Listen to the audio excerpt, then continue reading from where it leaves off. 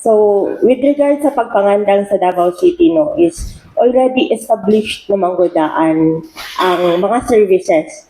Murag, ilasad kayo no, Charles. Pero dili, already established naman ko daan ato ang mga services sa Davao City, especially through CSWDO.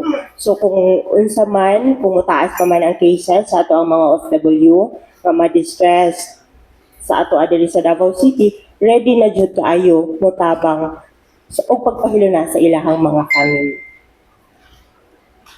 Thank you, Ma'am. No? So, to start, we'll open the floor now for questions atong media friends.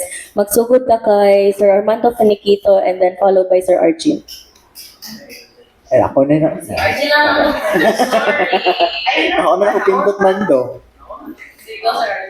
Sige, may buntag. Mando, may buntag. Ma'am, good morning. Last week, ma'am, nagpagawa sa public advisory regarding sa mga families o gato sa mga OFW. Pila na ang nag-coordinate sa to, ma'am, regarding sa pagpatabang na ma-repatriate or makauli or nagsumbong o mga situation sa ilahang mga families dito sa laing nasod na sa Middle East.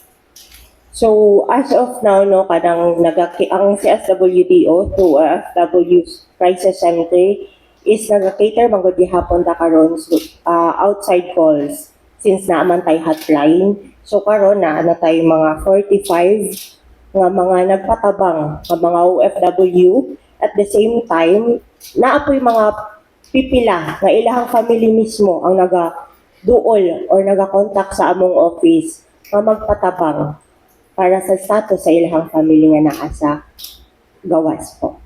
Ma'am, kung saan yung mga specific concern? Magtatabang sila para matabangan sila nga makauli or just to check na okay ba ang ilahang, for example, katong mga family nga dere, to check kung ilahang kabanay dito sa Middle East, kung okay ba ang situation or mas ang specific po nga tabang nga ilahang ginaas. So first, sa katong ato ang mga OFW, ang first concern jud nila is ang ilahang mga passport, no, since ginakuha man jud na sa ilahang mga employer. So kana dili wala sa ilahang mga passport, so ang ginabuhat namo is ginakuha namo sa ilahang mga names o ang ilahang specific address o contact number para ma-forward or ma-refer namo ang ilahang mga information sa ato ang mga partner agencies, mao ni sila ang mga OWA o ang ato ang DMW para ma-validate sila dito o para matabangan po sila mo coordinate sa ilahang mga employer na sa sitwasyon karon nga magpatabang sila, no, para mabalik sa ilahang mga passport. And second is ang mga family, mga left behind families ang ginatawag natin sa ilaha diri sa mga OFW. Nga ang main concern nila is ang katong first jud is ang safety, no, sa ilahang mga family nga naa sa abroad, and then ang second is ang ilahang mga status diri sa Davao City. Kay mostly manggod ang ilahang family nga naa sa abroad is mga breadwinner. So ang remittance ana, no, so kana dira ta mosulod sa ilahang mga panginahanglan.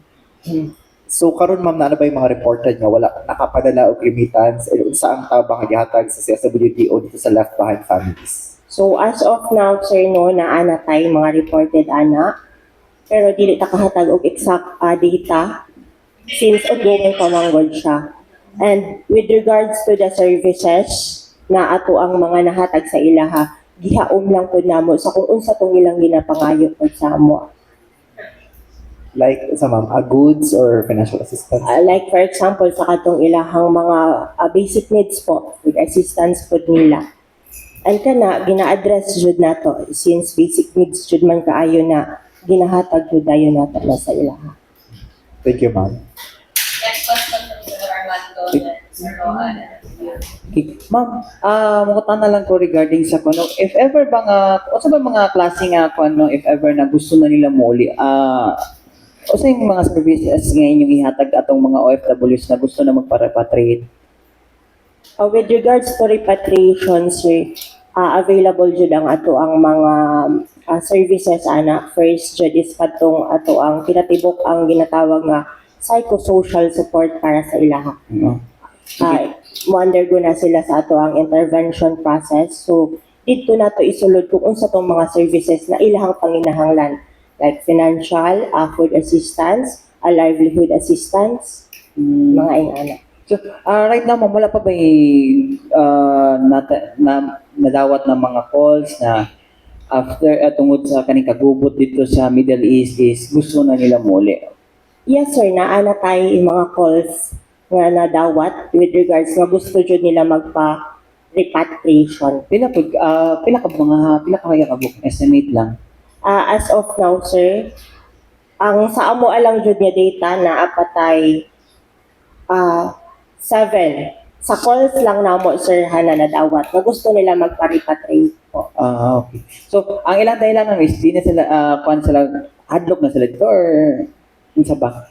Kana sir, ang reason jud nila sir nga dili na sila katulog kay kanang ilahang mental state po sir ba kanang wala na sila tulog, di na sila ganahan mukaon kay murag sa roof mo agi na jud daw sa roof ang ilahang mga ang mga bomba nga na Asa po ni sila nag-work po na country sa Middle East, ma'am, and taga Davao po ba ni sila? as of now sir, ang naatay taga Davao ato na ay tulo po. Naitri nga taga Davao? Yes. Ang Sa 7 na ay taga Davao, ang the rest ato is from outside Davao. so, ginakater niya po ninyo sa outside Davao, ma'am? Yes po, ginakater na mo. Mao pang usulod ang ato ang mga referral system po. I-refer nato sila sa ato ang mga LGU, sa ilang mga LGU. I-refer nato sa ato ang mga partner agencies, sa DMW o sa OWA. So, na-constant po, ma'am, na-constant coordination si CSWDO sa OWA and DFA? Yes po, na-adjud tayo sir. So, right now, ma'am, kumusta ang inyong coordination with the national agencies, concerned agencies like DMW and DFA? Actually karon sir, is padayon jud gihapon since everyday since nigawas tong amo ang advisory at ang Monday, nagapadayon jud gihapon ang ato ang coordination sa ilaha. So from time to time, exchange of information, especially kanang mga in need na jud kaayo nga mga cases, especially nga dili na daw nila makontak ang ilahang mga family, mga ingana. Karon ma'am, ba yung nag-door sa inyong office karon ma'am ng mga, I don't know kung next din ba niya, mga office nga nagkapatabang sa inyo kay dili nila makontak ang ilahang mga ilahang kabanay dito sa Middle East? Yes sir, actually na-adjud gihapon. Mga pila ni sila karon ma'am, since nagpagawas mo ato inyong advisory? At sa karon sir, wala pa tayo official data anak po. So naanay Pero nag-door? na-adjud po anak. Kaya nag-door sa inyo? Yes. Sabi concern nila katong pag after nila pagkuan, unsa ba na-contact ba nila or ginapangita paghihapon? Ginakontak lang nila, pero kadtong later on, since Monday pa man to sir, naami cases ana nga naatubang na pod, nga na-contact later on, ato lang daw nga time is especially katong nahitabo nga nawalaan jud sila og signal for the entire day. So later on, na-contact naman noon. So ana lang gud yung mga cases nga kung naagi sa ato ang kanang mga referral o mga communication with our partner agency, ma-answer jud ang ilahang mga pangutana o mga tubag. Okay. Ma'am, labat ay data, ma'am, kung pila ka buok mga OFWs from Davao City nga nakuha gikan, I think from DMW, kung atong ginamapping. As of now, sir, wala pa jud may kanang official data jud, sir. Pero naana tay mga initiative ana ang ginabuhat. Though naana tay communication to DMW kung pila ang ato ang OFW diri sa Davao City, wala pa toy answer, pero naga-ongoing man pud gihapon sila. But the city government of Davao through CSWDO is naana initiative ani no nga ginabuhat. Actually ato ang katong last month lang ata, January, nag-conduct namin og orientation every barangay og data profiling for the OFW. So karong this coming month, naana tay pagabuhaton nga kanang every barangay jud nga profiling para sa ato ang OFW kay para magamit po nato na siya no, for future reference. Last na lang ma'am, pa-reiterate ko ma'am, kung saan mga gandam na ito ma'am, if ever na ma-repatriate sila? Ma-repatriate din sa sa Davao City is kanapod sir is ihaom nato no kung unsa tong ilahang mga panginahanglan. Kay for example, syempre ang pinaka main concern jud ana nila is ang ilahang panginabuhi no. So kana na atay ana ma-extend from CSWDO.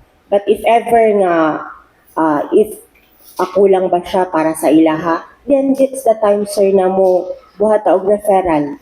I-refer nato na sila sa ato ang mga partner agencies po.